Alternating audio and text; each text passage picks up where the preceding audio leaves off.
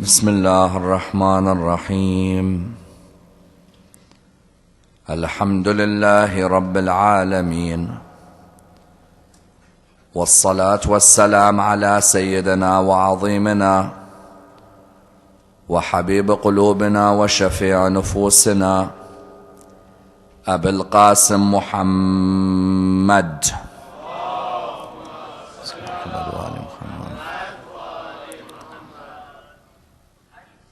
وعلى أهل بيته الطيبين الطاهرين وأصحابه الغر الميامين. الحمد لله الذي جعلنا من المتمسكين بولاية سيدي ومولاي علي بن أبي طالب.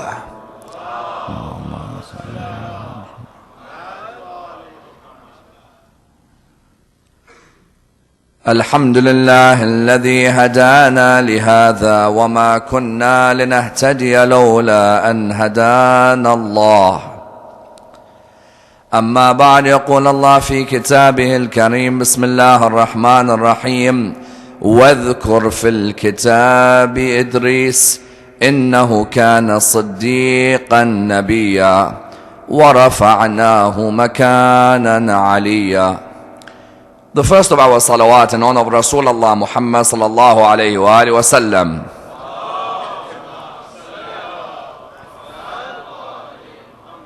The second in honor of Amir al-Mu'mineen Ali ibn Abi Talib.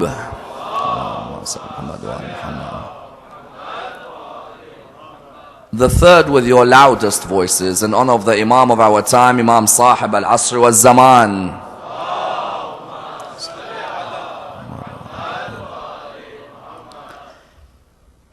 Respected scholars, brothers and sisters, Assalamu alaikum wa rahmatullah wa barakatuh.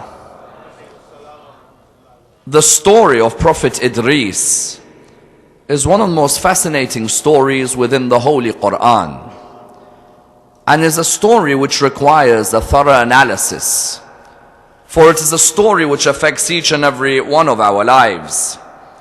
A story from which many a lesson may be learnt and many an example may be derived, and indeed a story with a historical basis and a contemporary significance. As we know, within the Holy Quran, there are the stories of 25 prophets of God. Some of these prophets, we mention their names and their stories on many occasions, whereas there are other prophets whose names and stories are hardly ever mentioned. As in, if you look at those 25 prophets of God, you'll find that from these 25 prophets, there are certain prophets who we are accustomed to listening to anecdotes about, who we are accustomed to listening to their narratives, who we are able to gain from an understanding of the people who lived in their time. Many times within our communities, the story of these prophets would always be repeated. So for example, the story of Prophet Nuh alayhi salam is constantly repeated. The story of Prophet Ibrahim is constantly repeated. The story of Prophet Musa, the story of Prophet Isa, and even the story of our holy Prophet Muhammad sallallahu alayhi wa alihi wa sallam. You find these prophets, their stories are always discussed. However, there exists a set of prophets in the Quran whose biographies and stories are hardly ever mentioned. And indeed, when Allah subhanahu wa ta'ala decided to discuss the stories of 25 prophets out of 124,000, there was a particular significance to these prophets. As in Nabi Nuh, Nabi Musa, Nabi Isa, Nabi Ibrahim, without a doubt, they occupy a prominent position as being arch-prophets of God. But that doesn't mean that the other prophets don't have any bearing or significance. No. When Allah subhanahu wa ta'ala decided to pick these 25, it meant the lessons from the stories of these 25 will remain with us until the end of our lives. You find that of the prophets whose stories are hardly mentioned, you find, for example, Prophet Lut. His story with Sodom and Gomorrah is hardly discussed on the pulpits. You find Prophet Hud. His story with the people of Ad is hardly discussed on the pulpit. You find Prophet Saleh. His story with the people of Thamud is hardly discussed on the pulpit. Likewise, Prophet Idris alayhi salam, if you were to ask many Muslims in the world today, what's the significance of the story of Prophet Idris alayhi salam? You'll find that many Muslims will turn around to you and tell you, to tell you the honest truth, I have not got a clue what happened in his life. And it's a shame that we've decided to take certain prophets above others. The fact is, each of these prophets acts as an exemplar for us in our life. Whatever we learn from Adam until Muhammad, you'll find that each of those messages are messages and lessons in our life. Therefore, when it came to dissecting these stories, these were not just historical anecdotes. These were lessons either in politics or in economics or in law or in spirituality, which were applicable to our lives in the 21st century. As in, I tell you, there is not a prophet of God mentioned in the Quran, but that his story relates to our life in one way or the other. And you know what's the beauty of the stories of each of these prophets? Each one of us in this hall finds something different in their lives which we can relate to. Prophet Idris alayhi salam, Allah mentions him in 2 places in the Quran. And there therefore is a need for us to understand what was so great about this prophet that Allah subhanahu wa ta'ala tells our holy prophet in Surah 19. In Surah 19 verse 56 till 57 he says, Bismillah ar-Rahman ar-Rahim, وَاذْكُرْ فِي الْكِتَابِ إِدْرِيسِ إِنَّهُ كَانَ صَدِّيقًا نَبِيًّا. And remember in the book Idris, he was a truthful man and a prophet of God. Notice when the verse says وَاذْكُرْ, it's telling the holy prophet, not only should you remind yourself of Idris, remind those of your religion of Idris as well. Because Idris was a man of truthfulness and indeed a man who was a prophet. Likewise, the second place where Nabi Idris is mentioned in the Quran, Surah 21 verse 85. Bismillah ar-Rahman ar-Rahim, wa Ismail wa Idris wa dhal kifl kullum min as-sabirin. Ismail, Idris and dhal kifl, each and every one of them was of the patient. Let's look at the origin of Prophet Idris and seek to dissect his biography and see which famous incident occurred in his life that would allow us to understand the importance of rising against an unjust ruler, even if he be a Muslim in your land. Let's examine and dissect the story in depth. As we mentioned, the Prophet Idris alayhi salam, his name mentioned in the Quran as Idris. In Greek or Aramaic, it may come in a different pronunciation. You find, for example, in Greek, some have called him Hermes al-Haramisa. Today you may find there is a name by the name of Hermes or Hermes. Hermes al-Haramisa, that's one opinion as to the name of Idris. Another opinion is what? That his name was Enoch in the Bible. If you look in the Bible, there is the story of a prophet by the name of Enoch. Idris is his name within the Arabic language. And we find that there is a difference of opinion as to where he was born. Some opinions come forward and say that Nabi Idris alayhi salam was born in Babylon within Iraq. Another opinion was that no, he was born in Egypt. And that's why you find that some are of the opinion that of the great prophets who grew up in Egypt, Nabi Idris was one of them. You find that this prophet Idris alayhi salam was seen as the third great prophet of Allah subhanahu wa ta'ala. As in Nabi Adam was seen as the first, and then Sheeth, and then Idris was the great grandson of whom? Of Sheeth. A question arises. We know very well that the first prophet to have come with a legal system was the prophet Noah. The question arises that the prophets who came before Nuh, what was their role with their people? As in, we know that Noah came with a law, isn't it? Abraham, or for example Moses, Jesus, each one of them until our holy prophet came with a legal system. They were known as Ulul Azm, the arch prophets of God. Someone says, okay, those prophets before Nabi Nuh, like Adam, like Sheeth, like Idris, what was their role? As in, if Moses came with the Torah and Jesus came with the evangel, and Muhammad came with the Quran, there were many prophets who came without a book. As in that prophet who came without a book, what was his role with his people? The first role of a prophet like Idris, when he hasn't come with a book, is to prove the oneness of God to his people. As in, I don't need to come with a book for me to explain Tawheed to my people. When Prophet Idris would come to his people, he would come and he'd discuss with them the existence of God. You find that this debate concerning the existence of God isn't just a debate now. As in today in universities, many students email me saying to me that I'm having a debate with people who are fans of people like Dawkins, or people like, for example, Hitchens and so on. They say that these people are of an atheist background. How do we debate them? That debate about the origin of belief isn't just in our time. No.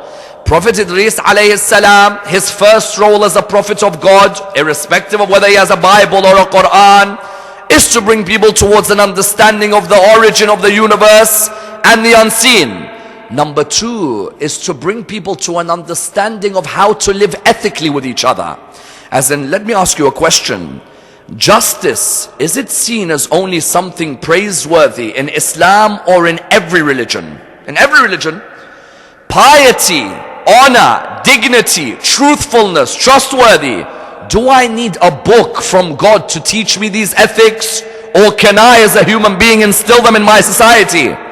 A prophet of God like Idris did not need a legal system to talk about the importance of morality, isn't it? As in, every prophet of God, when he came to his people, had a similar line to Rasulullah. Rasulullah, what was his line? إِنَّمَا بُعِثْتُ لِأُتَمِّمَ مَكَارِمَ الْأَخْلَاقِ. I have come to perfect the morals of mankind. Nabi Idris likewise, he may not have had a Bible, nor did he have a Quran, but he came to perfect the morals of his nation.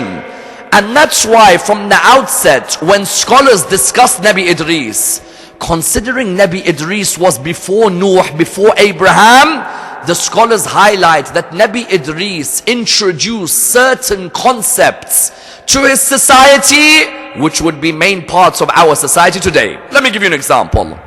In many narrations, the first person to have taught how to write to his community was Prophet Idris alayhi salam. As in, many people do not know this, that Prophet Idris alayhi salam was the first human being amongst his community who taught his people how to write. From the outset, he as a prophet of God has a duty. The duty is to improve the literacy and education of the people. The first human being who was ordered and commanded by God to teach his people how to write was the Prophet Idris alayhi salam. That's number one. Number two, Prophet Idris alayhi salam was revered as being the first human being and the first prophet of God to teach his people how to measure the weights of balances. When you bring the weights together and you want to bring balances in your commodities in the market, the narrations say to us that Prophet Idris alayhi salam was the first of the prophets to teach his people. If someone's gonna buy a certain commodity from you, bring it on the weighing scales, measure it, and then buy and then sell. Number three, the first prophet of God to have taught his people how to make weapons for hunting and for defense was the Prophet Idris alayhi salam.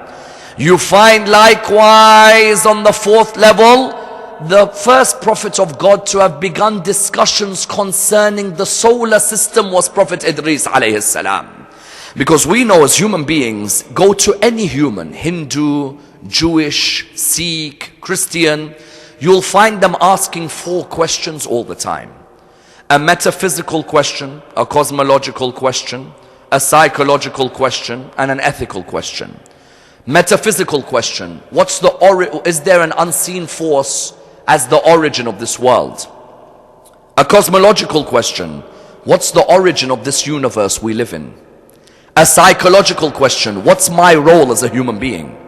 An ethical question, how do I deal with other human beings? Nabi Idris alayhi salam, his people had a major concern about the cosmological aspect of the world they were living in. They were asking themselves that we can clearly see, if we reflect up top there, we can see bright stars, as in we can definitely see something glittering. Either I come to the conclusion that these came from a set of accidents, or I come to a conclusion that there must have been a necessary existence who begun. Because something cannot come out of nothing. There has to be an original creation.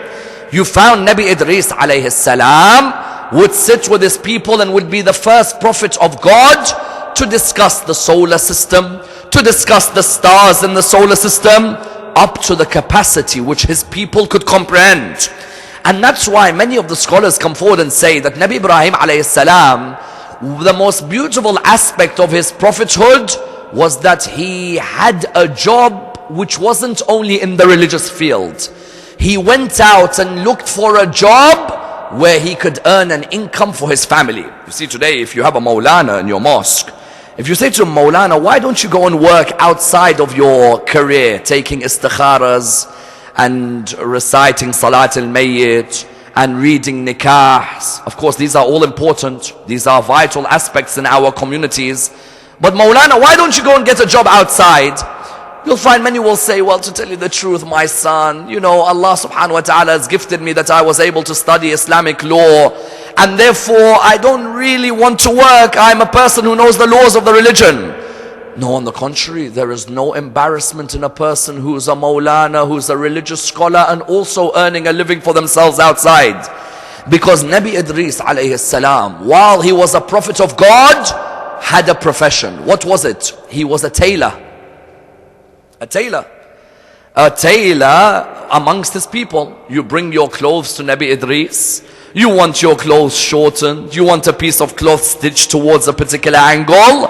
Nabi Idris, even though he was the closest of his people to God, he had a profession as a tailor. Come and sit with me and we'll help you with tailoring. And subhanallah, some of us today, if we hear someone's a tailor in the community, you know, in our communities we make certain jobs which are respectable and others which aren't.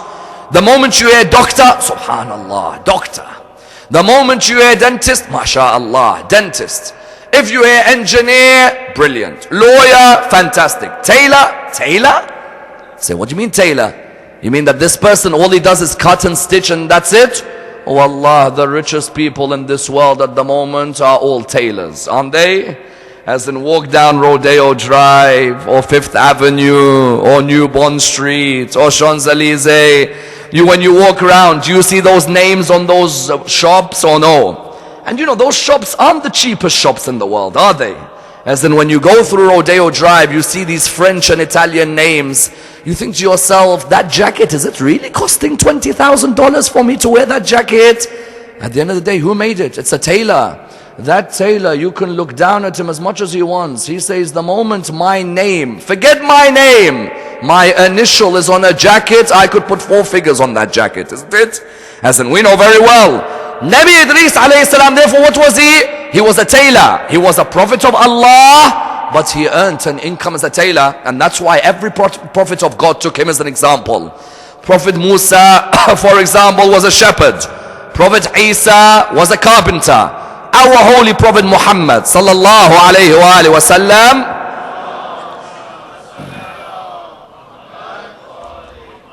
our holy Prophet, what do the narrations say to us? The narrations say to us that our holy Prophet himself worked for Khadija. And therefore you found that every Prophet of God had an income. In other words, Nabi Idris, when the Quran says, وَذْكُرْ فِي الْكِتَابِ إِدْرِيسِ إِنَّهُ كَانَ صَدِّيقًا نَبِيًّا. You ask many Muslims in the world, tell me about Idris. Oh Allah, I don't know about Idris. What do you mean you don't know? As in, at the end of the day, this is a Prophet of God from whom so many lessons may be learned. Nabi Idris, what was the main part of his story that remained with us until today? In the time of Nabi Idris, there was a king who was ruling his town. This town had many people who were God-fearing people. As in, it wasn't a town plagued by idol worship. There were many people who were God-fearing people. The king apparently was a believer in God. And this king owned vast amounts of land. When this king owned vast amounts of land, you notice that the powerful kings are of 2 types. There is a king who's arrogant with his power, and there's a king who's humble with his power. A king who's arrogant with his power is someone who, when he sees others within the land who have achieved success, he cannot bear that there are two who are achieving success like him. You find therefore that the narrations, what do they mention? The narrations mention very clearly that there is a king who hates when people share power. Then there's a king who is the embodiment of powerful. As one famous philosopher said, powerful isn't being able to use your power. It's being able to use your power but holding back from using it. You found that this king in the time of Prophet Idris alayhi salam was one day walking in the gardens. He was looking at the houses of the people of the town and he was proud of his city. He then saw a particular garden belonging to a house of a member of his community. When he saw this garden belonging to the house of the member of his community, the narrations, what do they mention to us? The narrations mention to us that he saw this house with this garden and he thought to himself, you know, what's going on here? As in, I love this garden. How is it someone has a garden that's more beautiful than mine? So he went to the owner of the house. He said to him, excuse me, I want to buy the garden from you if you don't mind. The owner of the house said, O king, you are the leader of our land, but this is my only income for me and my family, as in this house supports us. The gardens are able to provide for us. I beg of you, allow me to keep this land for myself. The narrations mention to themselves what? The narrations mention to themselves that that king went back in a fit of anger. He entered his palace, said, how could someone have a garden more than mine? As in, I tell you, sometimes in life the worst disease is greed for the human being, isn't it? Subhanallah, sometimes in life you have and you have and you have, but if you're not content, it will eat you apart. That king had so much, but someone had a garden which he wanted. The narrations mention the king was sitting in his palace. His wife came up to him. She said, what's wrong with you? You seem like you're in a bad mood. He said, there's someone in our land who has a garden better than ours. She said, what do you mean? He said, I want the garden of this person. I'm telling you, if you see the garden, you will never see a garden like his. However, the respect that he deserves is there for his garden, and I can't really do anything. She said, what do you mean you can't do anything? You're the king of this land. At the end of the day, you're the most powerful person in this land. Subhanallah, sometimes shaitan comes in the form of a jinn. Sometimes it comes in the form of an ins as well, isn't it? As in the Quran even mentions that sometimes the shaitan may be a jinn or may be a human being. In our lives, you may find a wife whose husband has the worst influence on her. Sometimes the wife can be a bad influence to her husband. The narrations mention, she said to him that, listen, the narration said to him at this moment, the narration said that she said to him, why don't you go and kill? Isn't it better that you go and kill this person, finish him? He said, what do you mean kill? She said, he has something which you want. He said to her, no, I don't want to kill the person. All I want is his gardens. She said, well, if he's not selling you the gardens, what are you going to do? He said, you know what I'll do? I'll get some witnesses to say that this person has left the path of God and deserves to be killed. He said, what do you mean? He said, we'll get some witnesses to say this person used to believe in God. He's now apostated, and because he's apostated, the law of the land is if you leave the path of God, you are to be killed. And subhanallah, this king, he did it. He went, he got false witnesses. These false witnesses came and they said, we swear that that man with the garden has left the path of God and he blasphemes against the words of God. And I tell you, a king is so powerful. In one line, with a bit of money, he can destroy a nation. As in, I tell you, we're in 2012 now, aren't we? The same kings exist, doing the same things with the people. You find that this king, what was he doing? This king got these witnesses. These witnesses testified against this innocent man. They came and beheaded this man. Nabi Idris alayhi salam, did he sit back and watch? Of course not. Because a prophet of Allah subhanahu wa ta'ala cannot sit back and watch when injustice takes place, isn't it? As in, even if the king says La ilaha illallah, that king at the end of the day is a human like any other human. If he performs good, then we have reverence for him. If he performs wrong, then we are to speak out. Nabi Idris came up to the king. He said to him, how dare you perform this?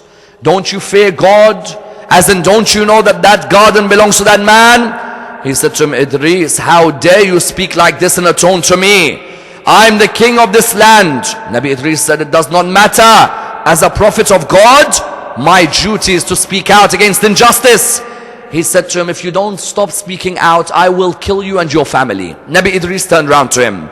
He said, O king, I warn you, if you continue with this type of action against innocent people who are God's creation on earth, then not only will your kingdom fall, but I guarantee you your wife will have dogs playing about with her body at the end when she dies. That king said, take away all these prophecies. You people come with your messages about ethics, your messages about how there is a God who is just. I don't see with these two eyes a God. You can keep your God to yourself. When he said this, Nabi Idris couldn't believe the arrogance of this man, as in this man, so much arrogance. And that's why the Quran, when it spoke about Nabi Idris, in Surah 21 verse 85, the Quran said, وَإِسْمَاعِيل وَإِدْرِيس وَذَا الْكِفْلِ كُلٌّ مِنَ الصَّابِرِينَ. Ismail, we knew he was known for his sabr, isn't it? Dhul Kifl, known for his sabr. Nabi Idris had to be patient at this time. Why? Because you know what the king said? The king said there's a death warrant for this Idris. Whoever sees him, he will be rewarded if he ends up killing Nabi Idris. Nabi Idris decided the best aspect for me here, the best option is what? I've already spoken out against this king. I've done my duty. Now it's time for me to leave this land. When he left this land, the narrations mention he hid in a cave. And the hadiths mention that Allah subhanahu wa ta'ala decided that the angels will provide him with food while he was in this cave. It's as if when a person stands up against injustice, the angels of Allah come and protect that person. The narrations mention that this king eventually, what happened? Eventually he died. His kingdom was overtaken by another cruel king. The people of that land, a famine overcame them. There was no rain coming in whatsoever. When there was no rain coming in whatsoever, the narrations mention that Nabi Idris alayhi salam was far away from them. And they said, for 20 years, we have had no rain in this land. And there has been starvation according to certain narrations. Because of this, they came forward and they said that let's pray to Allah subhanahu wa ta'ala to forgive us that we saw a king and we never spoke out against his injustice and we remained silent. They all got together and supplicated. When they supplicated, Allah subhanahu wa ta'ala ordered Nabi Idris to return back to these people. He returned amongst them for a certain time until Allah subhanahu wa ta'ala, as an honor for Nabi Idris speaking out against the king of his time, the Quran says, رَفَعْنَاهُ مَكَانًا عَلِيًّا. One interpretation of رَفَعْنَاهُ مَكَانًا عَلِيًّا was that we raised Idris with us as a gift to him because he was willing to speak out against injustice in his time. You found therefore Nabi Idris, according to many Muslims today, is one of the prophets of God who is in a state of ghaibah. If you go to many Muslims in the world today, they believe there are certain prophets of God who are in occultation. Certain prophets who Allah decided that they have a role at the end of time. Nabi Idris, for example, is one of them. Another of them is whom? Nabi Isa alayhi salam. Nabi Isa likewise, Allah raised towards the heavens. That's another one. A third is Nabi Khidr as well. Nabi Khidr, until today, is in a state of ghaibah. That's why you find it surprising, therefore, when we say that our Imam is in a state of ghaibah, Muslims turn around and say, what do you mean he's in a state of ghaibah? As in, what are you talking about? How could a man, your Imam, a man who's now 1,100 years old, what do you mean he's in a state of occultation? We reply by saying, hold on, isn't Idris in a state of occultation? They say yes. Isn't Jesus in a state of occultation? They say yes. Isn't, for example, Khidr in a state of occultation? Yes. So if Allah could put all of them in ghaibah, why can't he put Al-Mahdi in ghaibah as well? Even the context of Nabi Idris and Imam al-Hujjah is the same. Nabi Idris, a king who was cruel, Allah decided to raise him. Imam al-Hujjah was at a time of kings who were cruel. When they were looking to kill him, they knew there would be a son from the line of Fatima al-Zahra, salawatullah wa salamu alayha.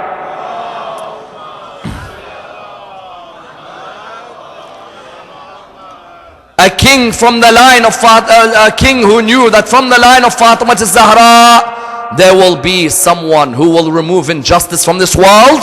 Allah decided that first there would be a ghaiba known as al-ghaiba al-saghira, then the kubra, the great occultation taking place. Therefore the first lesson to be learned from the story of Nabi Idris was what? Was that Nabi Idris was the first of the prophets who Allah decided to provide him with an honor, bestow him that I will raise you in occultation until a day where you will rise with the Imam of the time. Number two, Nabi Idris provided Islam and provided a message for every prophet, that when there's a king who's corrupt in your land, do not remain silent simply to please the king. Because that particular ethos was instilled, that Islam abhors a land where there is a king who is unjustly treating his people. That Nabi Idris set a precedent for us as Muslims, that we as Muslims, when we see a king who is unjust, even if he says La ilaha illallah, even if he says Muhammad Rasulullah, it's our role to speak out. And you know there were many prophets who took this on board. How do you think John the Baptist died? Prophet Yahya, how did he die? Prophet Yahya died because he took the ethos of Prophet Idris alayhi salam.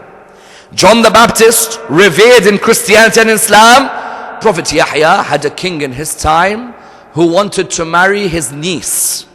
Prophet Yahya said to him, "O king, you can't marry your niece. In Islam or in the belief of God, the niece, you can't marry her. It's not allowed." He was disgruntled. His wife came and said to him, "I'll let you have this niece if you kill Prophet Yahya alayhi salam." Did Prophet Yahya sit back and say, well, because he's a king and he's looking after my family, I don't want to interfere? No. When there's a king who's unjust, when there's a king who is a hypocrite sitting on the throne of the Muslims, it's our role to speak out when we see this. Eventually, you know what that king did? He beheaded Prophet Yahya alayhi salam, took his head in his palace in Sham, and placed that head in the middle of the palace for everyone to see. You found that Prophet Yahya took the ethos of Prophet Idris. When I see a king who is unjust, it is vital for me to speak out. This conception of a king who is unjust raised a major debate in Islamic theology and political theory. What was the debate? The debate when Rasulullah brought the message of Islam was what?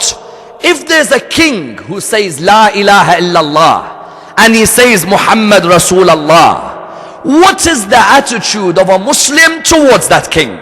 As in, this became a debate in Islamic political theory, that if I'm a Muslim and I'm living in a Muslim land and there's a king who publicly professes La ilaha illallah Muhammad Rasulullah, but he's a drunkard, he's a man of alcohol, he's a man who you could see of adultery, a man within the world of the musicians, a man who oppresses children, an innocent woman, this king, because he says La ilaha illallah Muhammad Rasulullah, should I remain silent or should I speak out?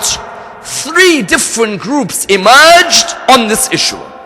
The first group were a group by the name of the Murji'ah. The Murji'ah were an Islamic theological political group.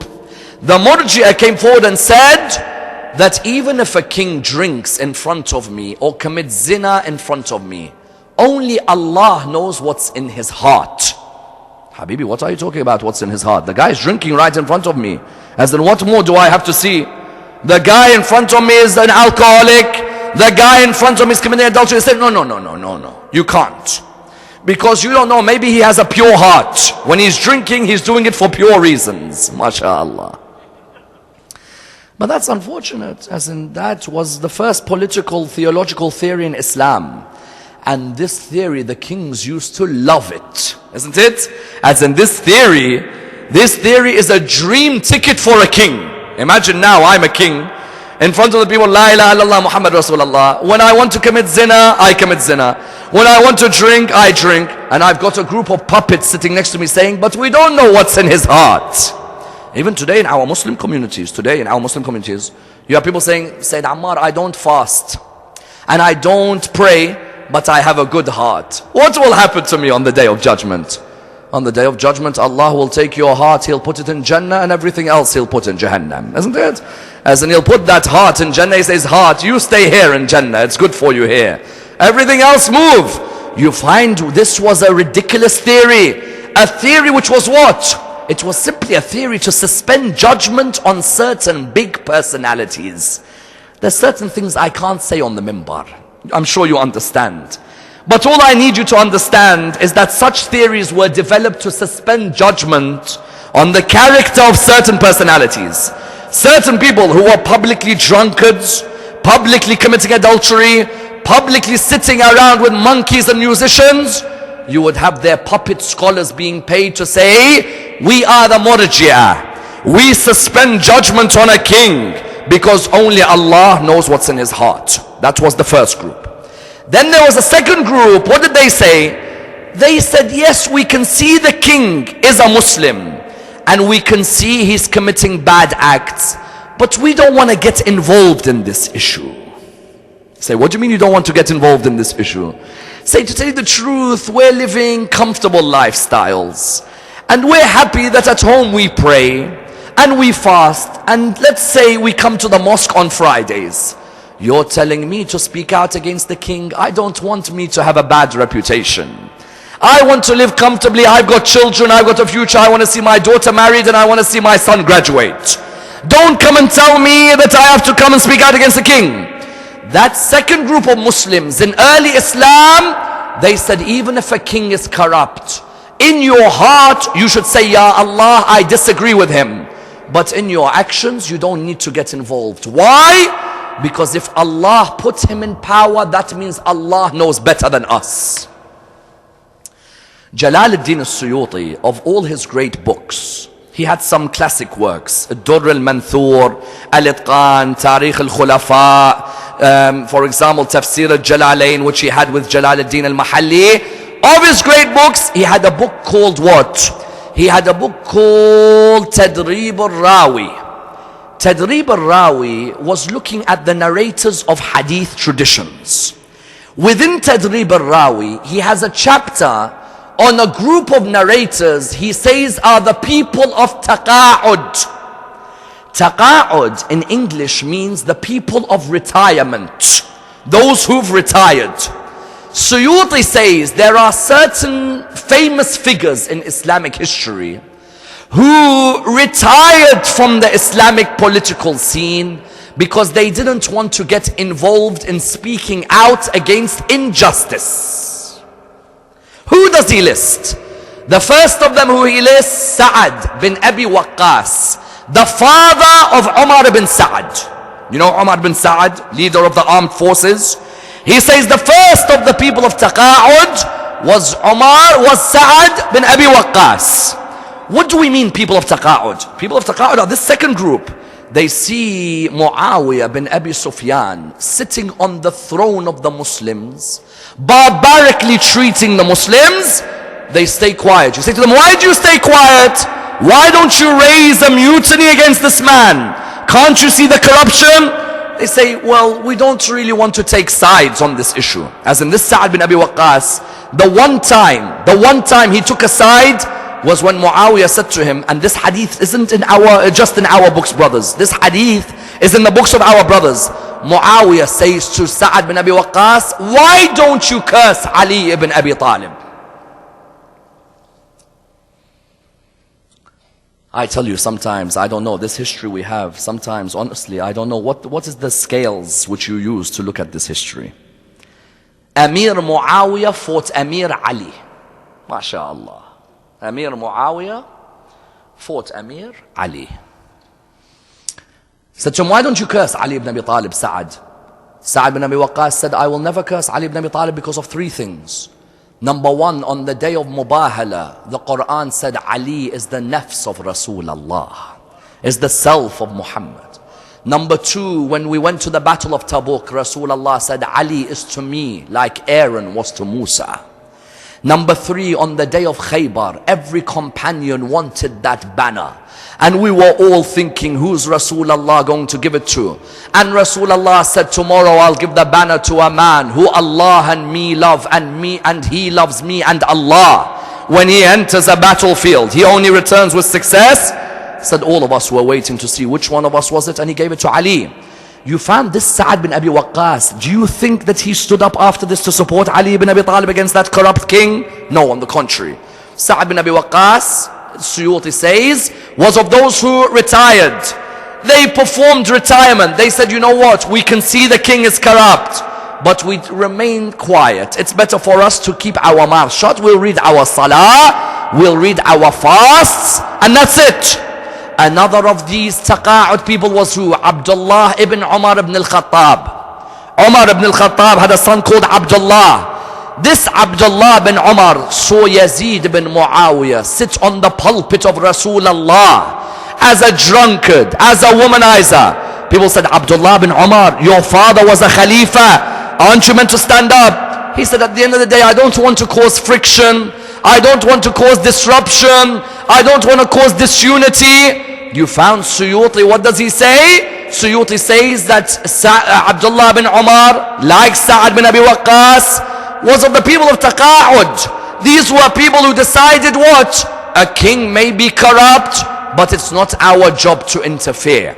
Our job is to pray our salah, to fast our fasts, and then on the day of judgment, Allah will judge that king, and he'll judge us as well.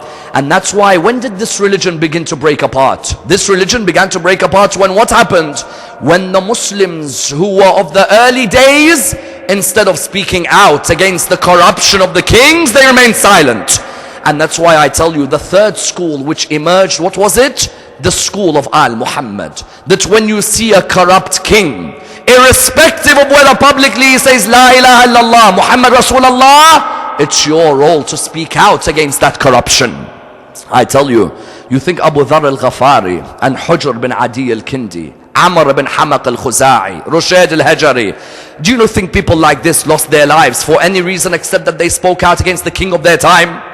Abu Dharr al-Ghafari, when Uthman did not want him in Medina, kicked him out. He said, get out, Muawiyah, you look after this person. He doesn't close his mouth.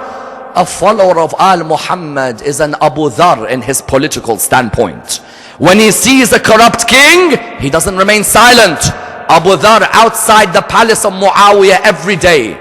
Those who hoard the gold and the silver, Surah 9 verse 34. Those who hoard the gold and the silver. Those who hoard the gold and the silver. Those who hoard the gold and the silver. Until Muawiyah wrote to Uthman, he said, take this man back, he causes me a headache. Uthman took him back until eventually they made Abu Dharr die in the worst way possible.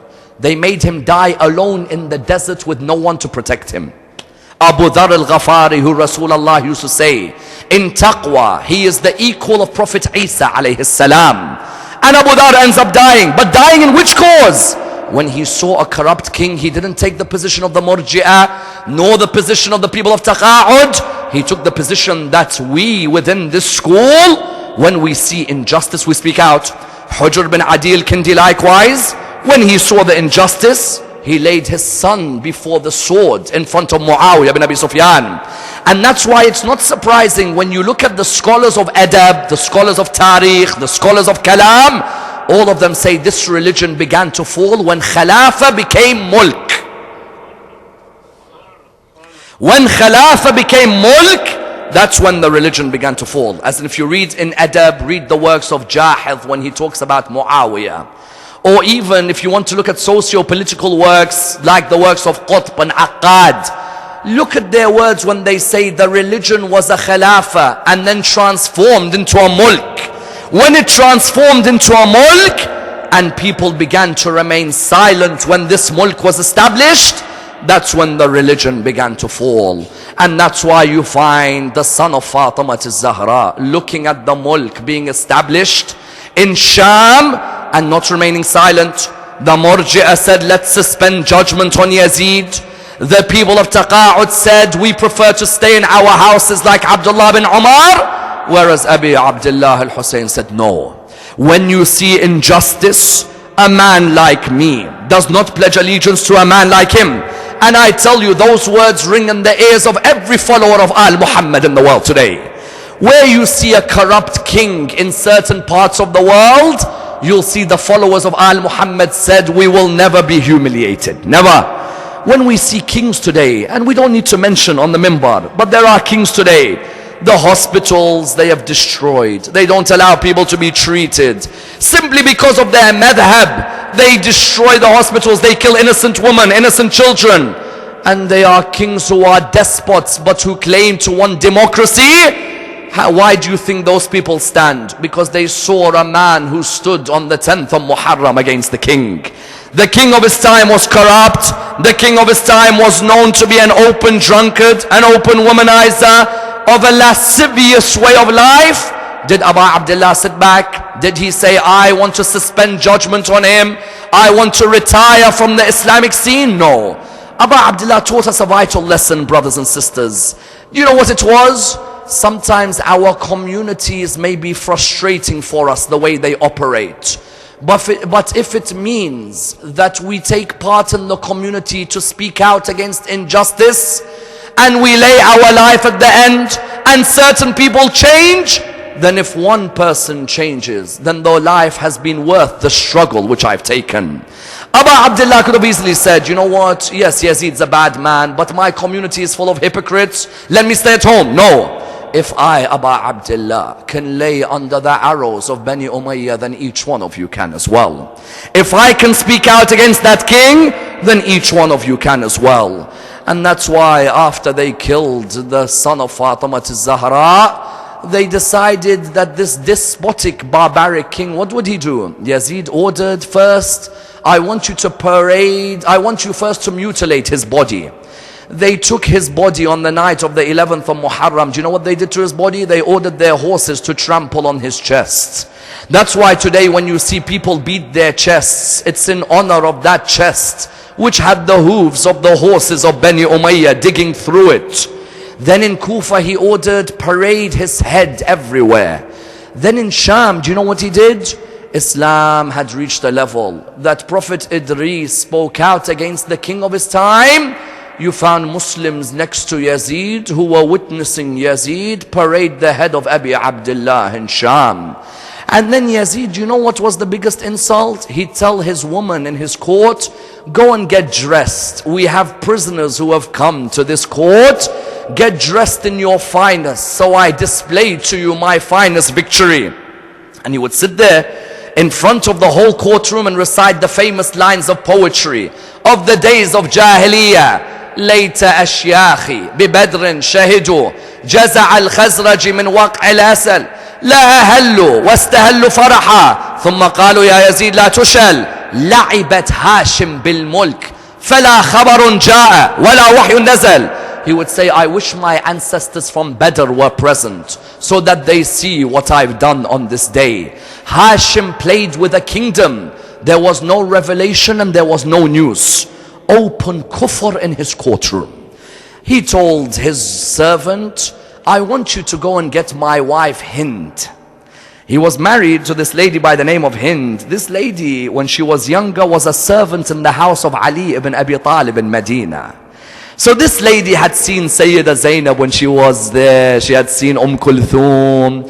She had seen Abu Fadl al-Abbas. She had seen Imam al-Hussein, Imam al-Hassan.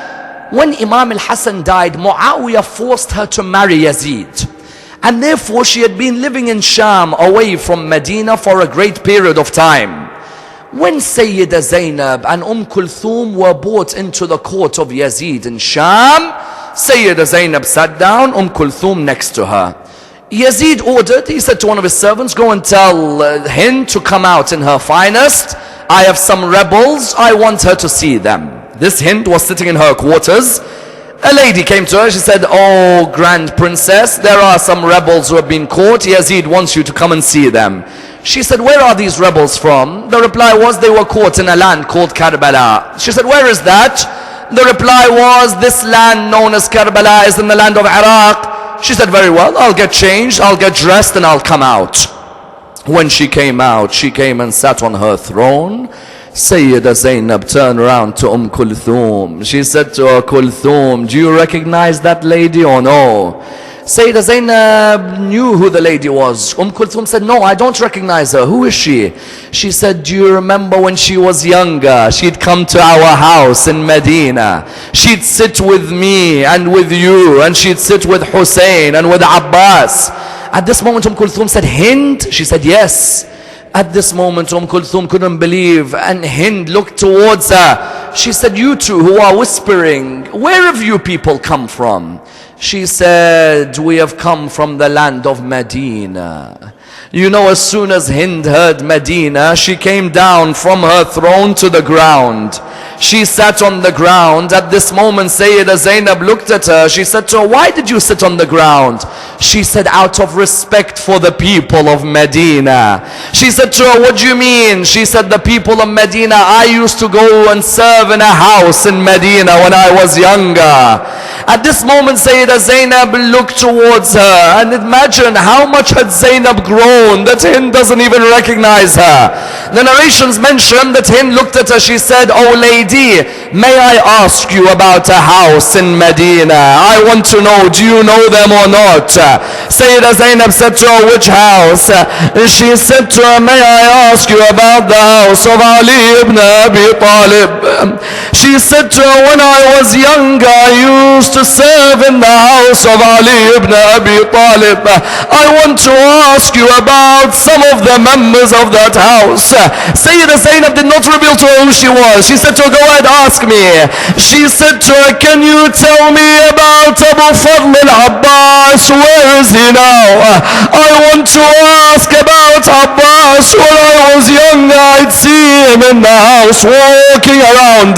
Sayyida Zainab said to her, you want to know where is Abbas? She said, yes. She said to her, do you see that head on that spear? She said to her, yes. She said, that's the head of Abbas. Hind then looked towards her. She said, may I ask you about someone else? She said, whom? She said to her, may I ask you about Abu Abdullah al-Hussein? I haven't seen him since I left Medina, and I wonder about him, how he is doing now. Imagine how hard it was for Sayyida Zainab. She looked to the other spear. She said, you want to see Hussein? She said, yes. She said, Abu Abdullah is on that spear over there. Hind couldn't believe the words. She then had to ask the inevitable. She said, I want to ask you about two ladies in the house of Ali ibn Abi Talib. She said to her, which lady? She said, I want to ask you about Kulthum and about a lady by the name of Zainab. How is she doing now?